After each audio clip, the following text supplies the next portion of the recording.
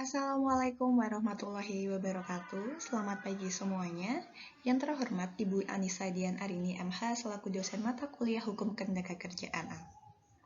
Perkenalkan, pada kesempatan kali ini saya akan menjelaskan sedikit mengenai peraturan perusahaan atau dapat kita singkat sebagai PP guna memenuhi nilai UAS mata kuliah Hukum Ketenagakerjaan.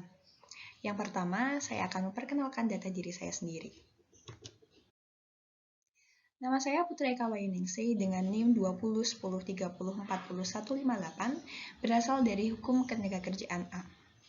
Pada kesempatan kali ini, saya akan menjelaskan sedikit dan semoga dapat menjadi manfaat untuk kita semua tentang peraturan perusahaan atau PP.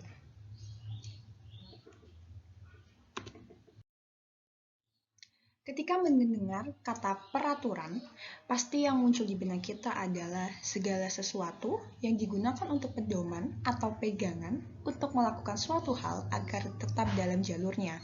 Itu berarti ketika adanya suatu aturan, suatu pedoman, suatu pegangan ini, segala sesuatu yang kita lakukan ini tetap pada jalur yang baik atau tidak menyimpang, istilah mudahnya. Dalam suatu perusahaan, banyak terdapat karakteristik orang, karakteristik para pemimpin cabang, karakteristik sang pemimpin, di mana ketika memimpin satu perusahaan, semuanya ini harus menjadi satu kesatuan yang sama, harus menjadi satu pemikiran yang sama. Nah, untuk itu, pengertian peraturan perusahaan sendiri adalah peraturan yang dibuat secara tertulis oleh pengusaha yang memuat syarat-syarat kerja dan tata tertib perusahaan. Peraturan ini disusun oleh dan menjadi tanggung jawab dari perusahaan yang bersangkutan. Untuk dasar hukum pada peraturan perusahaan terdapat dalam bagian 6, pasal 108 sampai pasal 115 Undang-Undang Nomor 23 Tahun 2003 tentang Ketenagakerjaan dan juga KEP 48-MEN-4-2004 pasal 2 sampai pasal 11. Di dalam berbagai pasal ini telah dijelaskan secara detail mengenai peraturan perusahaan. Pada bagian selanjutnya,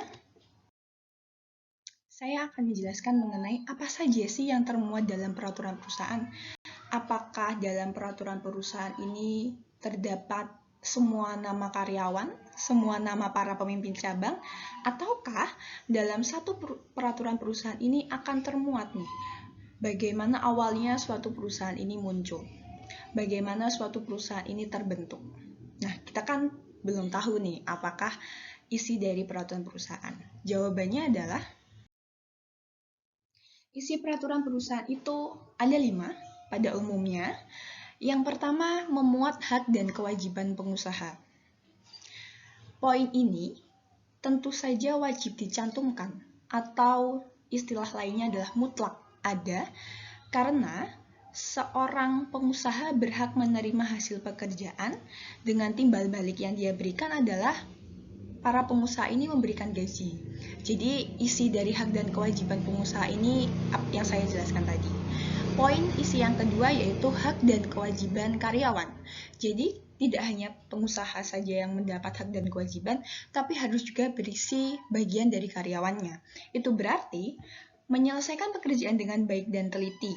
Itu merupakan tugas atau kewajiban dari karyawan. Selanjutnya, kemudian mereka akan mendapatkan upah ini merupakan realisasi dari poin kedua ini. Yang ketiga adalah syarat bekerja. Kita ambil contoh mudahnya seperti ini. Apabila dalam suatu perusahaan membuka satu lowongan, itu akan ditempel di berbagai media. Nah, di lowongan pekerjaan ini berisi bagaimana kriteria karyawan yang mereka cari. Nah, ini termasuk juga syarat-syarat bekerja yang dapat dicantumkan dalam PP. Poin yang keempat adalah tata tertib. Tata tertib ini ada untuk menyelaraskan dan membuat suasana kondusif di perusahaan. Jadi tidak mungkin di suatu perusahaan ini tidak ada tata tertib sehingga karyawan dan para pemimpin cabangnya atau sang pengusaha ini bertindak sesuka mereka, bekerja sesuka mereka tanpa ada target, tanpa ada satu aturan yang mengikat mereka satu sama lain. Poin yang terakhir tentang isi PP adalah jangka waktu berlaku. PP berlaku selama 2 tahun dan akan melakukan perubahan atau akan ada perbaruan minimal 1 tahun, dapat diperpanjang selama 1 tahun. Poin yang selanjutnya mengenai ketentuan peraturan perusahaan. Ketika tadi sudah dibahas apa saja isi PP, selanjutnya adalah bagaimana sih seharusnya PP ini? Bagaimana seharusnya bentuk PP ini? Yang pertama yaitu sekurang-kurangnya satu perusahaan terdiri dari 10 pekerja. Yang kedua, berlaku untuk semua pekerja di perusahaan induk dan seluruh pengusaha atau seluruh pimpinan cabang, seluruh karyawan di cabang perusahaan. Yang ketiga, merupakan kewajiban dan tanggung jawab pengusaha. Keempat, disusun oleh pengusaha dengan memperhatikan saran dan masukan pekerja. Tidak diperkenankan bertentangan dengan peraturan perundang-undangan ketenagakerjaan yang berlaku. Poin yang terakhir adalah, seperti yang saya sebutkan sebelumnya, masa berlaku selama 2 tahun dan dapat diperpanjang paling lama 1 tahun. Seperti itu ya teman-teman.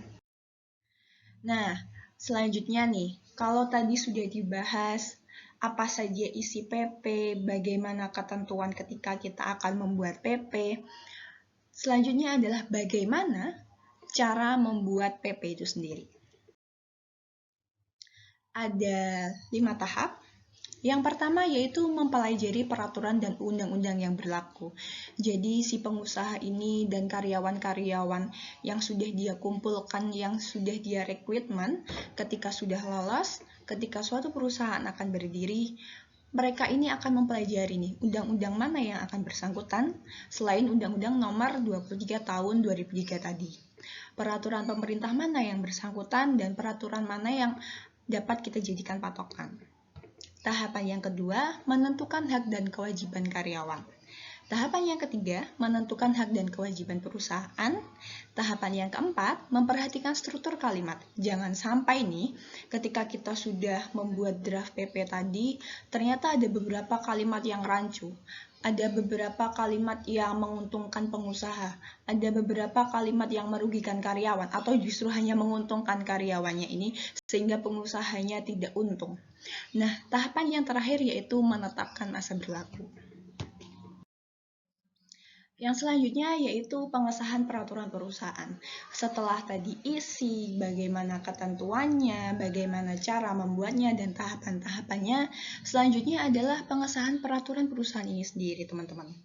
Peraturan perusahaan harus disahkan, harus nih, oleh pejabat yang berwenang. Siapa saja pejabatnya? Yang dimaksud sebagai pejabat yang berwenang adalah sebagai berikut. Yang pertama, kepala instansi yang bertanggung jawab di bidang ketenagakerjaan kabupaten atau kota untuk perusahaan yang terdapat hanya dalam satu wilayah kabupaten atau kota. Yang kedua, kepala instansi yang bertanggung jawab di bidang ketenagakerjaan provinsi untuk perusahaan yang terdapat pada lebih dari satu kabupaten atau kota dalam satu provinsi. Yang ketiga, Direktur Jenderal Pembinaan Hubungan Industrial dan Jaminan Sosial Tenaga Kerja untuk perusahaan yang terdapat pada lebih dari satu provinsi. Nah, teman-teman, Ibu Anissa yang terhormat, sekian video pembelajaran yang dapat saya berikan.